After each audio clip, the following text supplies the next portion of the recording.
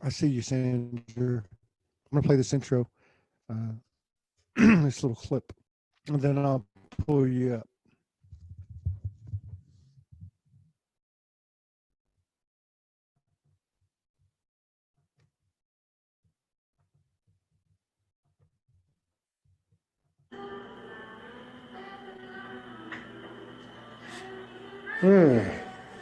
Another one.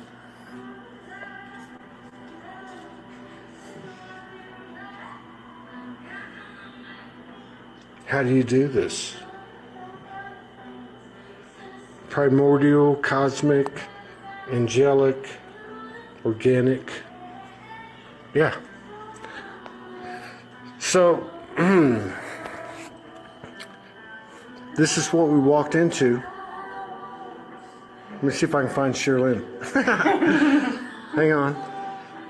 So, she does all this stuff. This is an amazing place she's created. All of us are portals, and anywhere we are, we can create not just a portal, but portals, right? Right. Thank you for coming on live. We're going to do some shows this weekend. This is what it's all about. Soul family coming together. That's right. Okay. Yeah. No words are needed. They're not. The more we talk, the more we mess it up. Ain't that the Thank same? you. We're going to keep sharing our time in Sedona with you, all of us. Sherilyn, Morgan, if we can get her on camera. Yeah, well, she ran away. A lot of people, though. A lot of people. I made a list of over 30 people, and then like more than 12 or 15 in that range have reached out since we arrived. So, Everybody loves you. no, we're all just coming together at Soul Family. All right, peace out. Did you want to come on?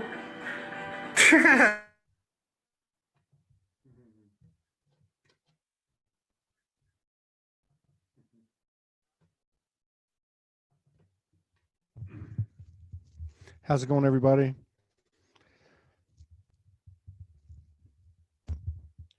That was from September 27th when we arrived at Sherilyn's house. Spent 2 beautiful weeks with her.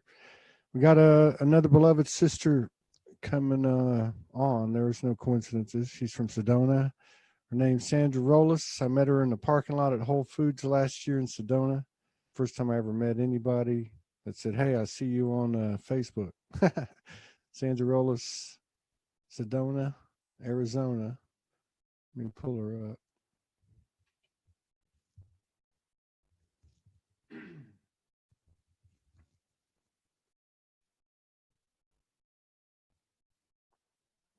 What's happening? Can you hear me? I can hear you. Yes. I just unmuted myself. How are you? I'm doing fine. Thank you. Thank you for inviting me again.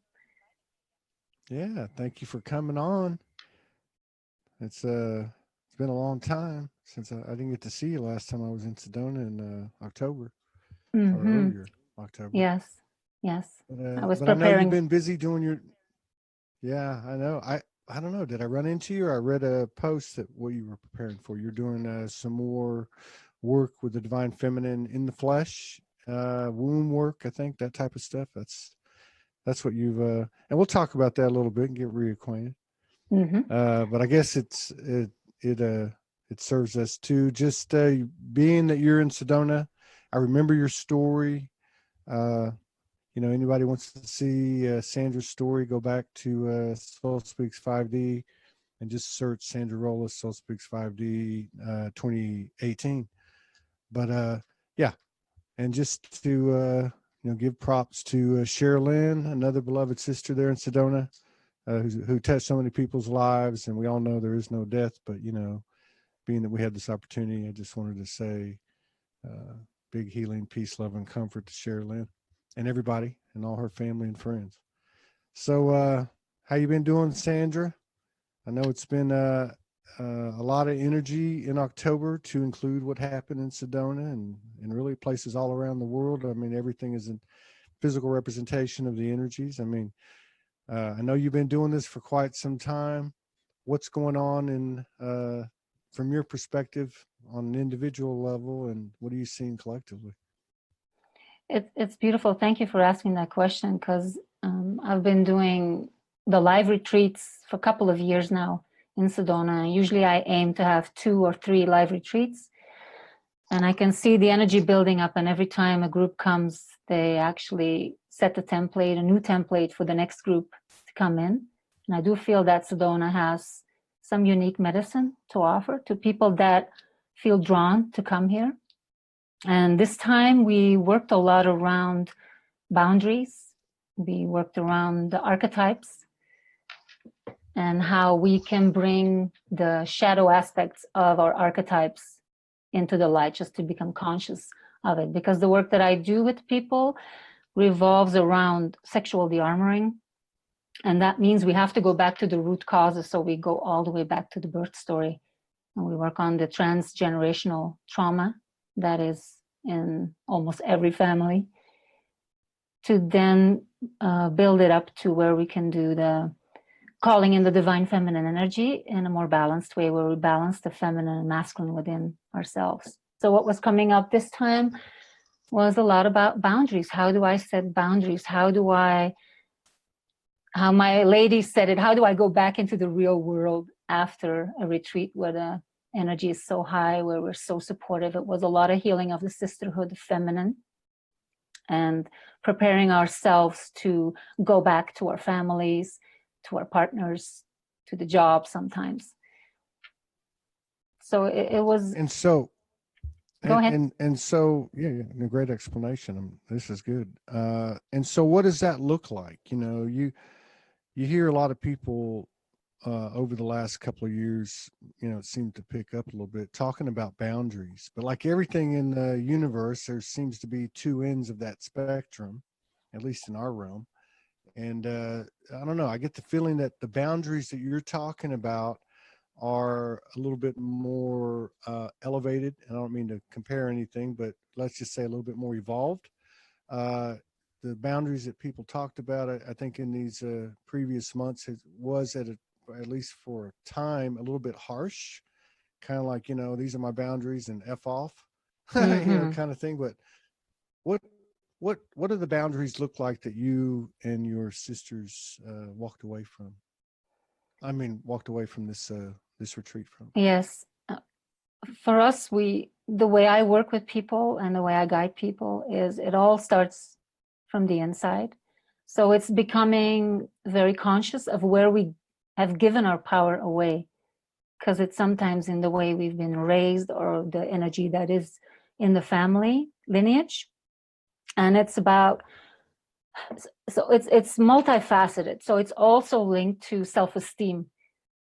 If we can cultivate our self-esteem from the inside out, it's going to be easier to maintain healthy boundaries and to actually take full responsibility where we have let other people step over our boundaries, because sometimes we didn't even know we had boundaries until somebody pushed us over the edge.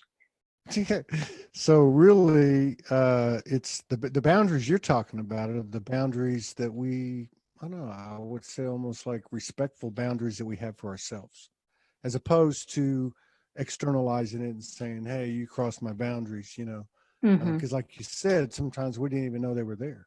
The other thing, and I think the work that you do, you know, everybody seems to have certain specificities in what they do, but the work that you do, you seem to have a very keen eye for it, a lot of clarity, and I think it actually would help, whether it be talking about it or actually going through a retreat or something, the masculine as well as the feminine. But you know, what's really interesting about what you do is, you know, I'm a big, I don't know, experiencer or researcher or investigator or just, you know, curious about the sexual energy being really a non-physical energy that has or can appear physically. I don't know how to put that, but we've kind of gotten off track through all this trauma, this stuff that you're talking about, the transgenerational trauma and so on. So where I'm going with this is, as you go back to the original traumas and so on, and do the type of work that you're talking about, what does that do as far as opening up the sacred sexual energy of a person? It's a good question. Thank you. What I've noticed over the years, and something that I myself have worked through, so everything I'm teaching is something that I have worked through myself, or that I have learned and applied into my own life. So what I've noticed is that if we are not able to touch upon that sacred sexuality, which is often because we compartmentalize.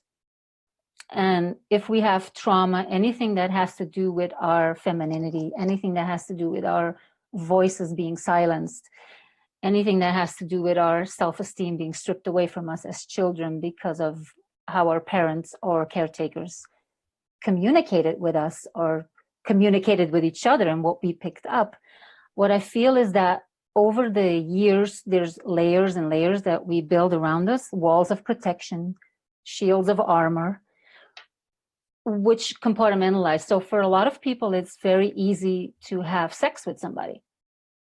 It's like, okay, it's just my body.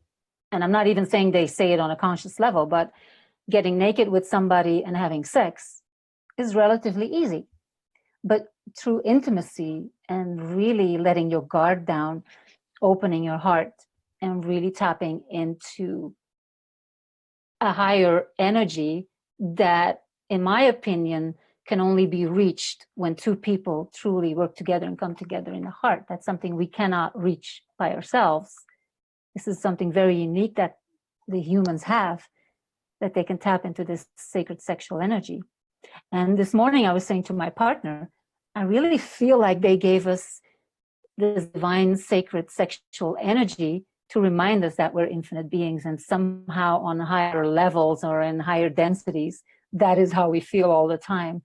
And if we are in a partnership where we can practice sacred sexuality, we get a glimpse of that. We can tap back into that energy. But to get there, we have to sometimes work through layers and layers of trauma that are blocking all of that energy, that connection. Wow, this is a great subject, because I don't know if you've caught any of the shows Morgan and I have done over the last year, probably, but we talk a lot about our journey, the sacred sexual journey, and so I can relate to this. Now it almost, well, it sounds like another way to put it then is that we have all this armor, and we've been jumping into bed with all this armor on, which is really no vulnerability at all. It's more like embarrassment. It's more like shame and guilt and all the BS that came with all that. But now as we clear it, now you're, to be respectful, being intimate with someone of a near-like vibration, the same trajectory, the same objectives, and miraculous things can occur that otherwise have been other dimensional. So we do have, and we can attest to that, Morgan and I, and I'm sure there's many others that can actually have the sensations or experiences that you're talking about that otherwise were in other dimensions, but there is a physicality to it as well, which is mind-blowing. I mean, I know for us, it's just like we're just like in elementary school, like we're just walking in the door the first day of first grade, and so much has happened already. Do you see that path evolving for all of humanity as we continue to expand our awareness and people start breaking through these, getting to that point? I absolutely see that happening, and it could happen from through different avenues, because maybe people are stepping onto the sacred sexuality path and doing some kind of tantric practice, and at a certain point, if they haven't worked through their childhood trauma, they will bump up against some kind of glass ceiling, and then maybe that will be their catalyst, that will be their motivation to start working on those deeper layers, or that they haven't even addressed yet. And maybe somebody comes in and says, you know, I know for sure that I have childhood trauma and I'm working on it. And then that kind of opens it up so that they start practicing their sexuality in a very different way and experiencing it in a very different way. So I feel people could come in from different avenues, but there's a definitely like an awareness in rising where people do want to experience that. Whenever I talk to somebody about a full body orgasm, they all want to know, wow, what is that? And can I have one?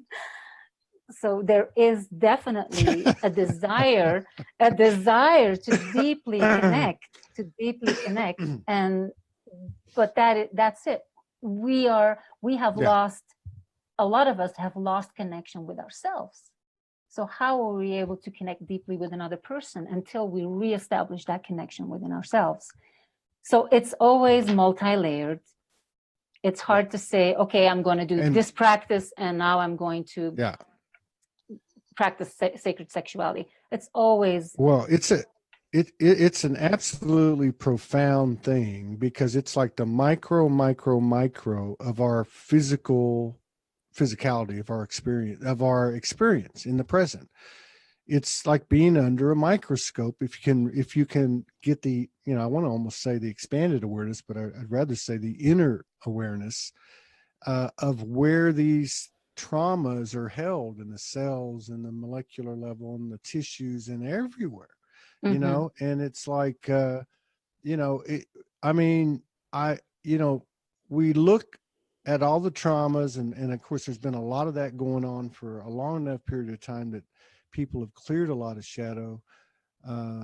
But what I'm saying is we focused on kind of deprogramming the trauma, the sexual related traumas, which I guess ultimately it's all the same. But one of the things that came to light for me in my experience and my journey with Morgan, of course, she downloaded a lot of this stuff, you know, years ago, but to be actually experiencing it, and that is to deprogram from the performance, you know, from the expectations of what we called intimacy, to the point where you get to the point where you're like, okay, I don't know what to do now. You know, like you're literally starting over, removing all this old programming. And it's not, I guess what I'm saying is it's so important, the traumas that we heal those or integrate those or whatever, transform them, but also the effects of it, which were, how did we approach our sexuality? What did we do? And all the things that went with it, that really, if they continue those patterns and behaviors, it doesn't matter if we've recognized and integrated the traumas, because we're still in the same behavioral pattern. And it just seems like it has to change in order for us to discover this new sacred sexual, you know, frequency or experience, which is beyond sexual intimacy, by the way. And I think you would agree with that. It's actually part of our creative power, you know, whether we're an artist or a poet or a musician or whatever your art is. So it is very important. Yeah, absolutely. Because sexual energy doesn't necessarily have anything to do with the act of having sex with another person or making love. It could be, like you say, you could be making food, and you put your energy into that food, and people will love your food. Or you could be an artist or a musician, and it's just the creative energy. In my opinion, it's kind of one and the same. And to kind of touch back upon the programming that you were talking about, I remember growing up as a teenager in the 80s, and all the movies that were shown on TV, how they were programming me and everybody else what sexuality was. Yeah. And you can see that there's shifts even in movies and TV shows and even music videos. We just have to be super aware of what we're exposing our children to, because that's not the kind of programming you want to give to your children. Exactly. But unfortunately, a lot of us that are in the age bracket, 50 or older, really got some heavy programming on what sexuality actually was. And I'm not even talking about religion, where if you were part of a religion and I never got the religious download. My family only went to church for baptism, communion, a wedding, and a funeral. I didn't get the whole hell and damnation download, but I get a lot of people that come to my retreats and private clients that have to work through that whole religious programming. Yeah. So Yeah, it's the whole big. The shame. programming is big, and then you have the porn, Oh, yeah. porn programming. So Yeah. for the magazines, it's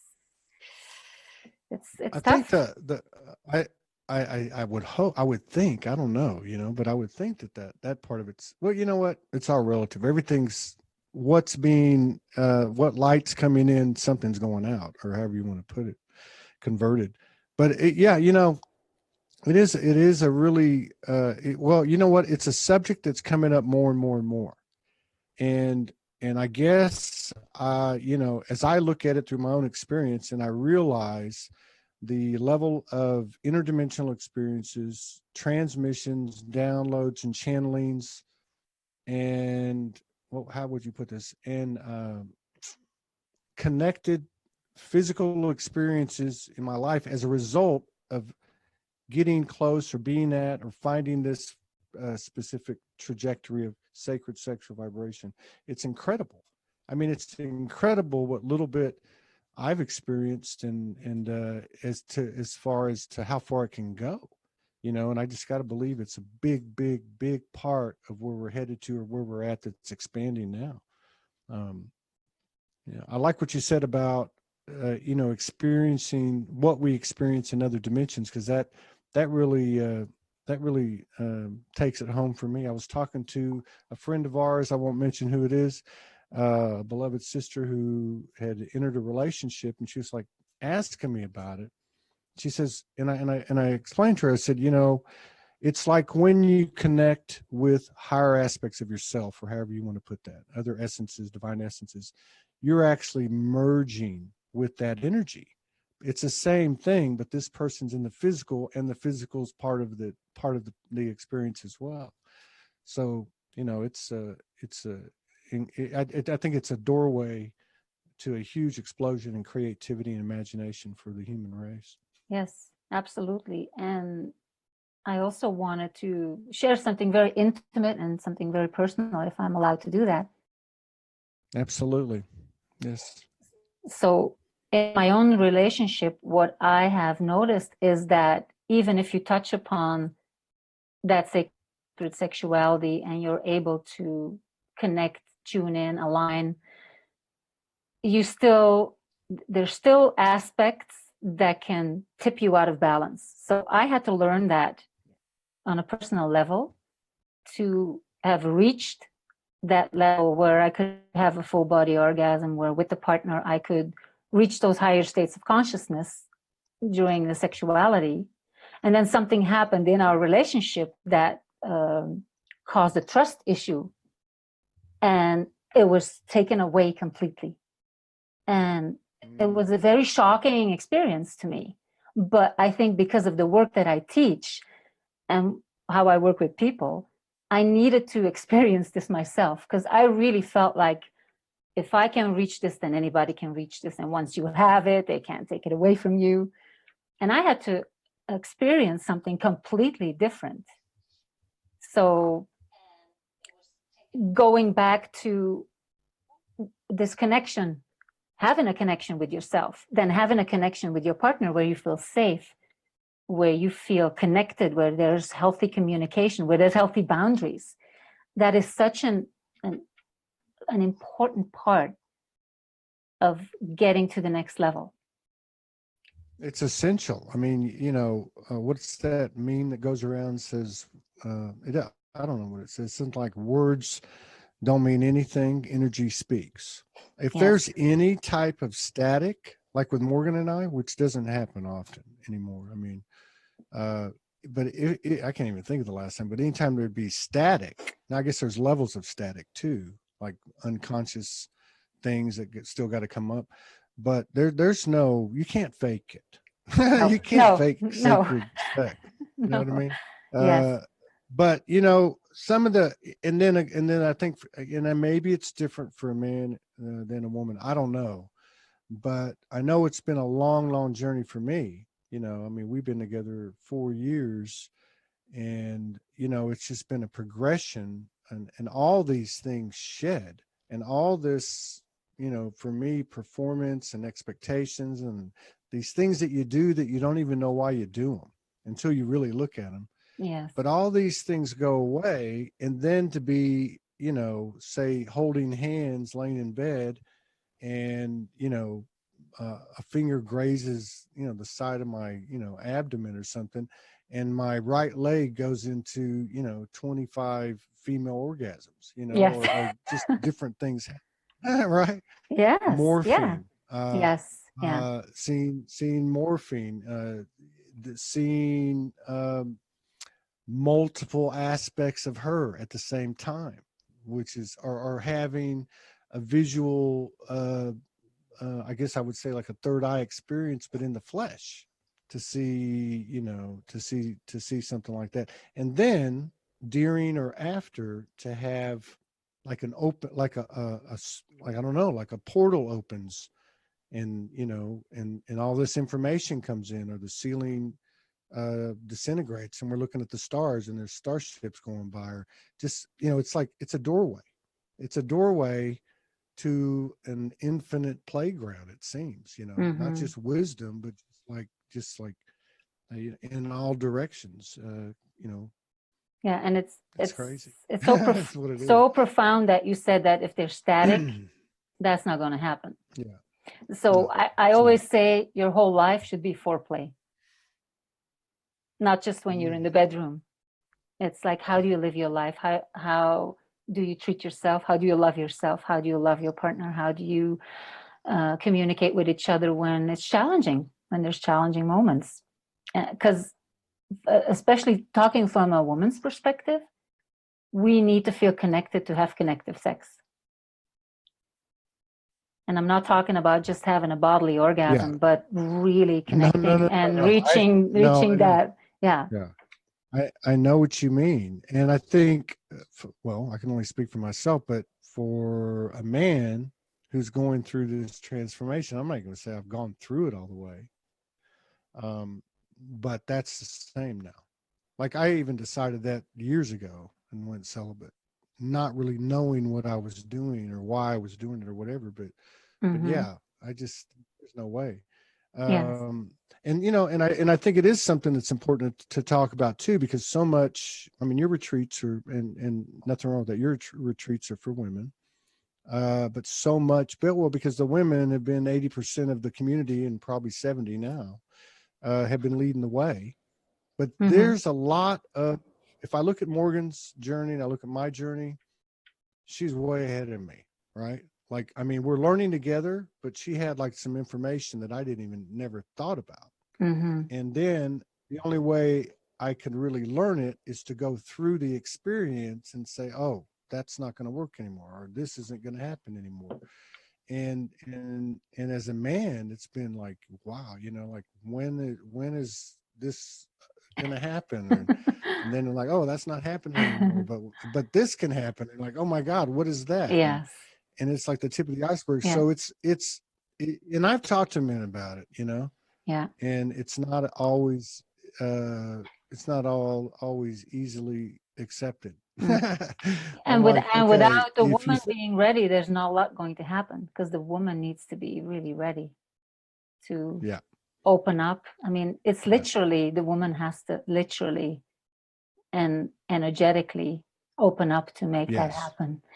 And that's one of the things that because I have a YouTube channel with a lot of free guided sessions, and one of the sessions on YouTube is a womb healing, which is very popular, and a lot of women message me. And one of the other sessions is cord cutting for ex-partners, because what's happening especially for women, is that we hold on to so much information in our womb space, and when we show up in a new relationship, it's mind-blowing how much energy we bring with us that can trigger us, and it has nothing to do with the new partner even. So everybody on an individual level should be very take full responsibility of the energy that they're bringing into a new relationship, or even in an existing relationship, being like, okay, this isn't working anymore, or I want to fine tune it, and then really clearing that out. Yeah. And not to rush it, and trust the process. And I'm not saying that's easy, because you know, on many levels it's been a challenge. I mean, it could be anything from stopping in the middle of what we thought was going to be intimacy, and then getting to a point going, oh, wait a minute, we're no longer in that energy, we're back into lust, you know, and it just stops. Yes. To the other challenges it brings up to a man or a woman in terms of what you thought you were and what you were supposed to do, into, okay, what am I getting into? And you don't even have a clue, because it's like everything else on the ascension. They only give you so much, and then you take the leap, and we'll tell you the rest when you get there, right? Yeah. But yeah, I mean, it's but it's yeah, I mean, it's a very important subject. And the thing is too, like, it's meeting, you know, it's meeting. It's like in the old way, energetically and otherwise, there was a lot of pushing, protruding, forcing, I mean, force. And we've learned, right, in the ascension that nothing comes with the energy of force, right? Absolutely. I mean, it's flow, and flow is like the two meeting together. Yeah. And I can remember the first time that we actually consummated, which was after we got married, and it was like that. It was like something took over both of us, and it's happened many times since then. But and the other thing I would bring up too is, a lot of people, like, say, for instance, might look at a couple like y'all or us and say, oh, they got it made. I mean, every night's probably bliss. It doesn't work that way. Not that it's bad, but it's not the normal pattern. It's not like a priority. You don't have to have sex every single night. Like you said, it's all the foreplay. It's all the other stuff. Allow it to be and come together. We're not in a hurry. We're not in a hurry to, you know, even in this transition we call ascension, that works against us. So it's the same type of force. Yeah. And coming together in relationship, that's where the real tests come. I once read a quote or a text that said, relationships are the ashrams of the 21st century. And I believe that's really, you know, there's some validity to that. Yeah.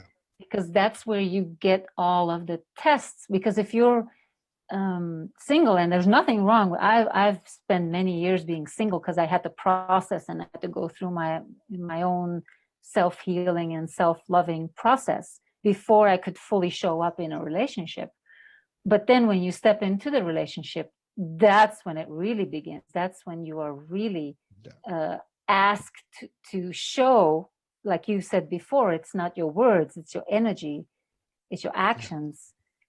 Okay, how are you going to deal with this other person that is with you and that also comes with their stuff? And how are you going to make it so that you're still growing and evolving? It's quite fascinating. You know, it's trippy too, because and again, this is more of a micro say, you know, because if you take, you know, the internal and then the external, so we're externally mirroring our internal. So you end up doing what you do, and you pull in a partner, and it's but it could also be in another part of the spectrum, you in a work relationship, or you in a parent relationship, or whatever. But anyway, my point is that it's like, so you have this individual path. It's you. It's always you. And then you have this other one, and it's like, wait a minute, she's her, but then there's this it, and the it is like its own entity, basically. And so so for me, what it does is it magnifies my self-talk. Like, if my self-talk is, it's never them, it's always me, right? In the day-to-day exchanges, when you start to get triggered and stuff. But when you start to have it so up close to you, it's like in your face. And so you clear. And I know we've had a progression of that, and that has something to do directly with other things, maybe with finding alignment with true sacred sex. that might be some of the what you term foreplay, but there's something about committing and clearing, and use the word responsible, being responsible, for your end of it. Yes. And it gets easier. Mhm. It's easier. Yes. It's deeper though. I feel like a relationship offers us an opportunity to get to know yourself on a much deeper level, because all of our archetypes that we have in us are coming out to play, and they're bouncing off the other person's collection of archetypes. And for people that want to know more about the archetypes, Carolyn Miss has done a tremendous work and has really good books and audiobooks about this. But what I've learned is that, let's say, and this is a true story, I have this people pleaser in me, which used to be a magnet for narcissistic tendencies in people. And I think we all have a little bit of a narcissist in us. So if there's a people pleaser coming into your reality, you have to really take care of yourself and see, okay, am I taking advantage of this person or not? So in relationships, I would bring out the narcissistic tendencies, and my people pleasing would feed the narcissist in other people. Yeah. Until I took full responsibility for bringing that energy into a relationship. And I was like, okay, I'm not going to do that anymore. I'm going to work on my boundaries. And it's hard for me not to be the people pleaser, because that comes from my childhood and how I was raised by a bipolar and narcissistic grandmother. Yeah. And so that felt familiar to me. So in my relationships, even if there were many red flags, to me, it still felt familiar, because that was what I was used to as a child. Until at a certain point, you have an awakening. So at a certain point, you have an awakening, and it's like, okay, this is me doing this. And then you have to take that responsibility. Yeah. But how could you learn if you're not in a relationship? Well, and that's the same thing I was talking about with the energy of what we call intimacy. And what is intimacy is you can identify the trauma, and you identified it and said it so well. I mean, your sister over here has told me the same thing many times. But yeah, because if you're overgiving, you discover the overgiving, because the other one's the overtaker, right? And you discover that in yourself. That doesn't mean that your habit or your pattern of overgiving is going to go away tomorrow. It still takes conscious effort. And by the same token, that's what I was drawing the comparison to, was what we were talking about earlier with the sacred sexuality and performance, right? So you say, oh, okay, well, this happened to me and that happened to me. I'm going to clear it and clear it and clear it. And then you jump into intimacy and you start doing the same thing. You know what I mean? So it's like the first part and the second part is actually replacing the pattern, or however you want to put it, and behaviors that we had. Mm-hmm. Yeah. You know? And the key is just becoming aware of it, where you're doing it, and just catching yourself. And then in each moment, when you catch yourself, you have a choice. Okay, am I going to continue doing that? Am I going to fine tune it a little bit? I mean, if you're a giving person, a loving person, it's just finding that balance, so that you're not, your energy, your time, your resources are not drained by just giving. There's nothing wrong with being a nourishing person. It's just finding that balance. Yeah. I think that's, you know, a lot of people that have come on this show, a lot of people that you've met and I've met. I mean, in you know, many of them in this community were on the empath end of the narcissistic empath relationship. Mm-hmm. You know, I think we look back at some of the things that we allowed, or, you know, that's probably better that way than to say than we did. Mm-hmm. We allowed others to do and allowed ourselves to do. I look back and go, God, what the hell was wrong with me? But I realize now, you know, where we were at, why it happened the way it did, and how it happened, and why it had to happen the way it did. Yes. Because if we would have had any memory at all, there would have been no darkness to bounce back from. Yes. And that's why it's so interesting to look at people's birth story and childhood story, and what the energy was in their family. Because like I said earlier, sometimes it's just because it feels familiar to us. It doesn't, for other people, they would say, wow, that's a That's a big no-no. That's a red flag. Why didn't you see it? And now with the consciousness that you have now, you look back to your younger self and you're like, whoa, why did I let that happen? But in that moment, you did the best you could with what you knew. So there's also a gentleness to not judging yourself and forgiving yourself for what happened. Yeah, I think that's a big part of this whole trip. You know, I mean, people say, and I have to disagree, I don't disagree with them, but that forgiveness doesn't even exist. I mean, we're that perfect, we're that pure, but I do think certainly personal forgiveness. I mean, you can go further, but personal forgiveness. I mean, when we pull these Band-Aids off or these scabs off, as we've done it, you know, again, the light just doesn't get flipped and it's done. There's stuff beneath it, you know, which is the trauma created certain effects within your body, within your, you know, your cells and your molecules and all that. So that's, but you know, do you feel like with what you've been doing and the clientele that you've had and the retreats you've done over the years, do you see people transforming more rapidly? Do you see even like your teaching tools perhaps changing, maybe elevating and expanding too for an expanding, you know, clientele?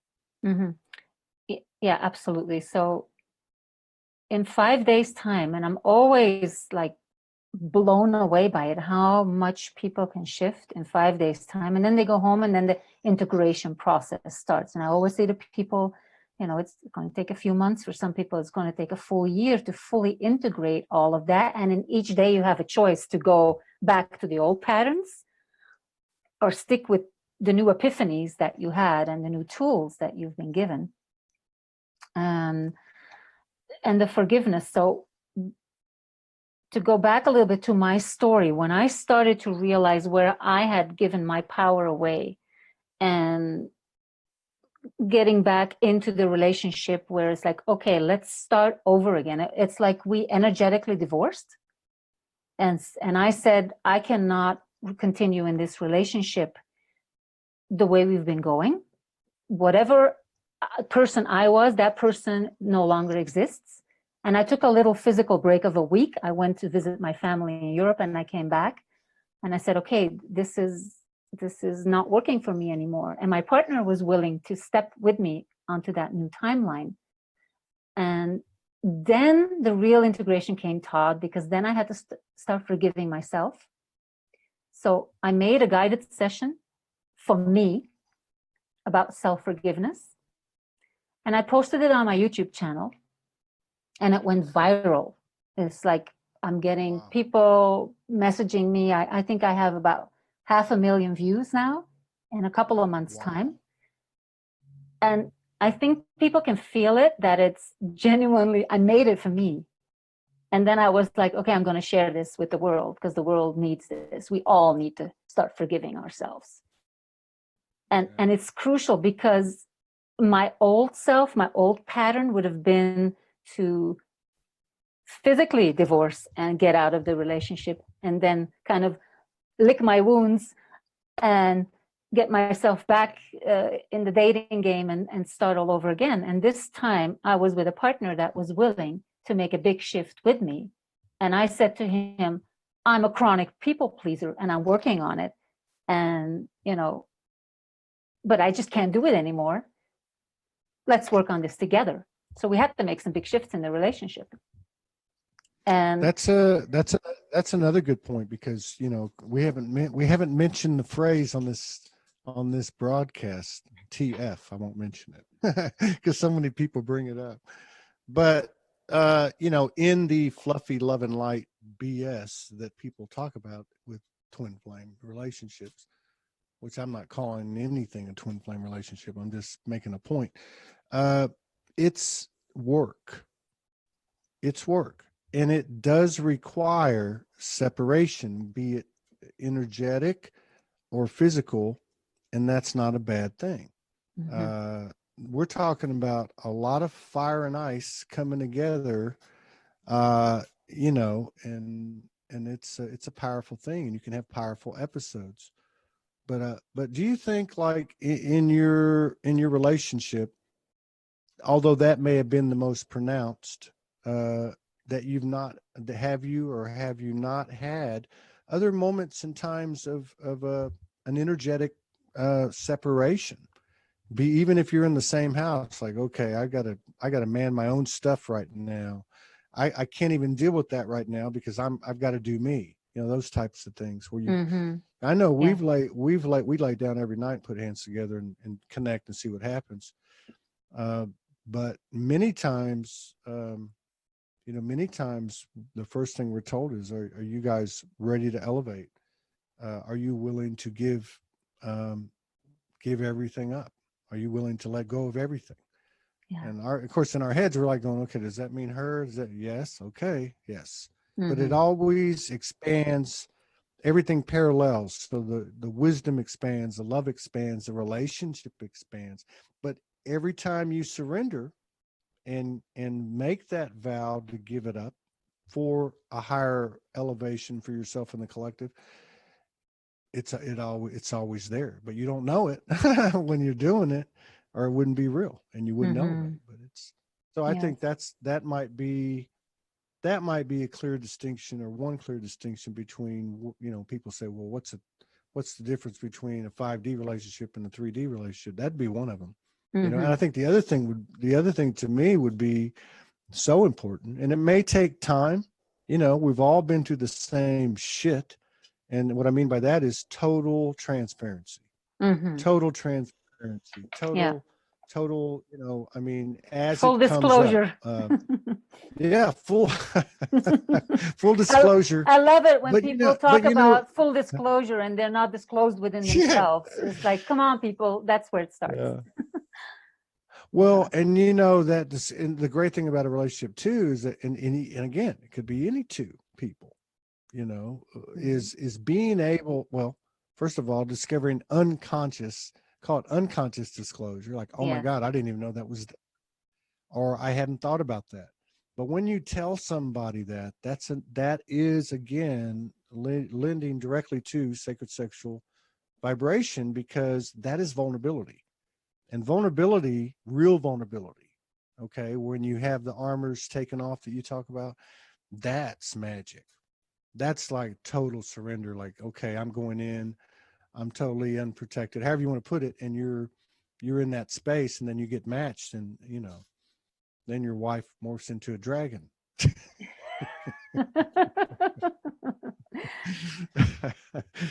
Yeah, it's fascinating what and I'm with you on that level. It's not I'm in a relationship right now, and I've never been in any type of relationship like this before, because we both have the same goal. We might have different, ways to go about it, or sometimes we have disagreements about certain things, but our general goal is the same thing. And it's constantly expanding and growing and learning more about ourselves, because that's the only way you're going to be able to expand. It's not about, like you say, the soft, romantic, fluffy love, which can be there sometimes. I mean, it has many different faces. In my personal opinion, what I do on a regular basis is tune in with myself, and I ask, okay, am I still in the right place? Am I still learning and growing?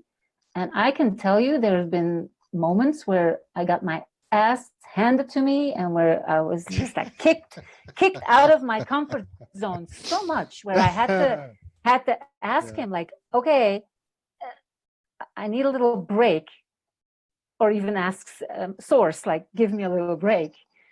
But still, I keep going. And I think that is the beauty of the relationship. I had this conversation this morning with my husband. It's like, okay, what is the purpose of our relationship? It's brought me so much catalyst. And I'm not even going to say positive or negative, just catalyst. Because in the end, when I see how he and his family pushed me out of my comfort zone, and what I did with that, because that's where you have to take, where you have the self-empowerment come up. When somebody hands you a piece of shit and you can turn it into a nugget of gold, that's alchemy for you. And that's Yeah. a possibility in intimate relationships. But when they hand you that piece of shit, you might just want to crawl up in a corner and cry. And it's like, okay, no, that's not why I'm here. And I'm not here to blame anybody.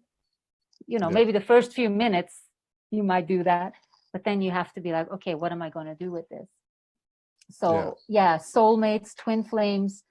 I don't even use that terminology. It's just like, okay, you come together in relationship, and whatever it is, it's going to kick your ass to a certain extent, kick you into a different gear, give you the opportunity to take it to the next level, to self-empower, to have boundaries, to step onto a new timeline, to cultivate your self-esteem and connection with yourself. Connection, because you cannot connect with anybody else or with source if you do not connect with yourself and with the earth. And that's another thing I noticed too, is I had a few relationships, but I'm just going to say one of the things I noticed that's different is the ability to be, it's almost like you're cohabitating, you know, or in the same house or in the same room, whatever, and you're not.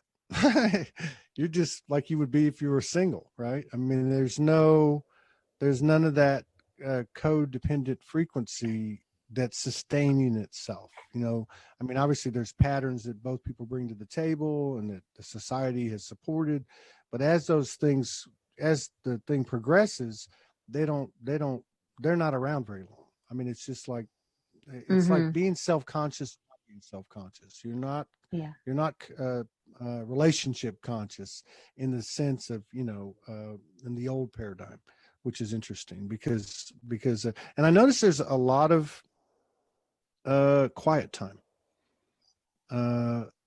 which is okay, because it's like there, especially now, I think right now everybody's having quiet time because there's so much coming in, and it's coming in more faster and faster. So I think that's you know, another point, that the relationship itself is like a third energy. You know, it's like it's I want to say it's like a baby, but it's really not. I think it's actually the parent. And I just remembered something when you were saying about quiet time and silence. And it's interesting that I met this partner after doing 10 days of Vipassana. That was when I was able to step into the Vipassana, which is a retreat where you go into silence for 10 days and you meditate. Meditate 10 hours a day. Well, I will not make that. I can tell you after about day 3, you're ready to kill somebody because all of your stuff starts like being your relationship. I'm a talker. I could go 10 hours. No, that's funny. I never heard of that. Yes. But the point is that energy came in after you cleared, after you.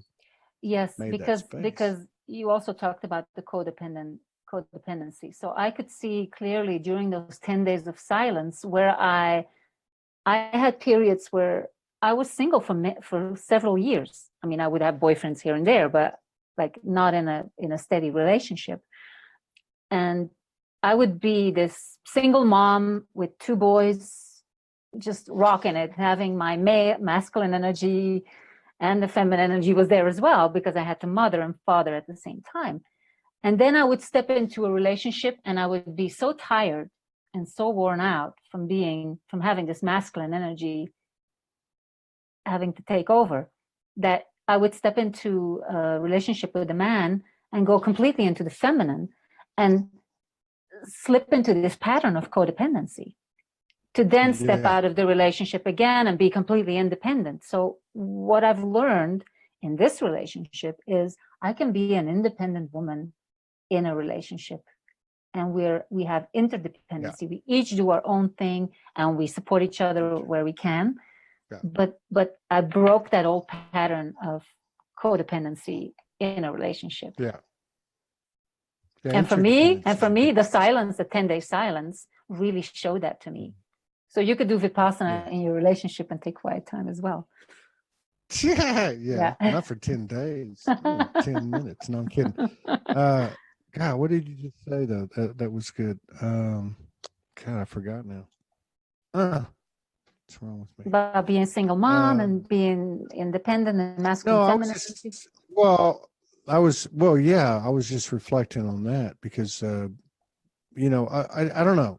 So one school of thought has this thing, oh well, I'm not trying to be, difficult, but you got to have the sacred marriage inside, and then you can have it outside. I don't really know if it works that way. And what I've experienced and watched, and observed in my relationship and myself and her, and at least this is my perception. I'm not saying it's gospel, but I noticed that there's still that dance going on. It's really interesting. I can see my feminine rise. I can see her masculine rise. I can see my false masculine fall, and the different dynamics, it's interesting. And some of and as that's occurred, and I guess more balance has come inside and outside, start having these experiences where the bodies melt. So we can be holding hands and then a couple of minutes go by and you're like, okay, where's my arm? Oh, wait, that's her arm or is that my arm? Or, and so it's almost like there's a couple of nights where I was just like, I'm actually her. I actually have breast. I mean, I actually, it was a little freaky, but, but a good freaky. It's a good freaky. Yeah. See, that's one of the things I was upset about. I thought I was going to have to give up being freaky, but there's a different kind of freaky. No, actually, I feel like a choir boy, to be honest with you. I'm just like, okay, I'm surrendering. I'm surrendering all that stuff to see what comes. But one thing that I really started to respect is the downtime, the quiet time. And I don't just mean from your partner. I just mean it can be the relationship. I mean, we do it together. Like one's not, I mean, if I look back a year ago, I'd be knocking on her door every night going, hey, but now we meet in this space, we hold that space, and something always comes. Now, whether it resembles the old 3D physical intimacy or not, doesn't matter. It doesn't matter. It's like the time element is part of the expectation element that's been removed. Like we got to do this. We're getting old, or we got to do this, or we've been married, whatever. It's just it all goes out the window. Yeah, and it's a bit uncharted territory, but it's exciting as well. It is uncharted. Yeah, I'm here. I'm ready to go to work.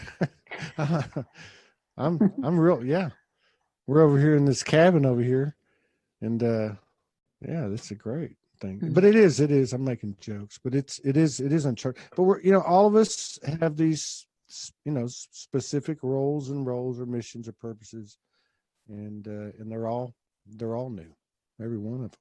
I mean, there's nothing left out of that. We can't do what we did before in any capacity. We can't do it the way we did before. It's something new, and that's where the creation element comes in, and that's where the sacred sexual vibration comes in, which is, at the root of your work. So you do three retreats a year. You're on YouTube, and I guess you're on Facebook. Anything else anywhere else? Actually, in 2020, I'm doing 5 retreats because and you were asking me earlier if it's only women. So most of my retreats now are women only because it provides that safe container for women to go really deep. But I have one retreat coming up. It's next year, November 2020. I'm taking a group of 20 people together with my friend Alan, who's going to co-facilitate. We're both going to facilitate this retreat in Peru, and it's going to involve ayahuasca as well. So we're going to go really, really deep, 10 days in Sacred Valley of Peru, and that's for men and women. Have you ever done ayahuasca? I've done ayahuasca myself, and ever since the first time that because it was so beautifully facilitated, and immediately I felt like, wow, this is deep healing stuff that is on my bucket list, that I want to do that. And this is 7 years ago. So it's finally coming to Perfect. fruition. Yeah. And then in June of 2020, we're going with a group of 20 women to swim with the dolphins, the wild dolphins in Bimini. Where at? In Bimini, in the Bimini. Bahamas. Wow. Yeah. I'm That way you co-facilitating that. Yeah. Go That's ahead. cool. That's a good spot. That's not too expensive. That's a real good spot. Yeah. Well, maybe we'll. I'm still kicking myself in the ass for not hitting you up. I think I did reach. I don't remember. But anyway, next time we get to Sedona, we'll reach out to you. So we can Yes. And if Morgan's interested all- in maybe coming to one of my retreats in Sedona just to experience it, then she can just let me know, and she's welcome. She's more than welcome to come. Very cool. I'll let her know if she's not watching. I appreciate you. Thank you for the work you're doing. Thank you for spending time with us, honoring us with your presence, and being intimate with us and open and sharing some things with us that you didn't have to. So it's always a pleasure. I have great respect for you, and we'll do it again sometime. Oh, thank you so much, Todd. Thank you. Thank you so much. All right. You too. You Bye. take care. Peace out. We'll see y'all later. Take care. Thank you for coming by today.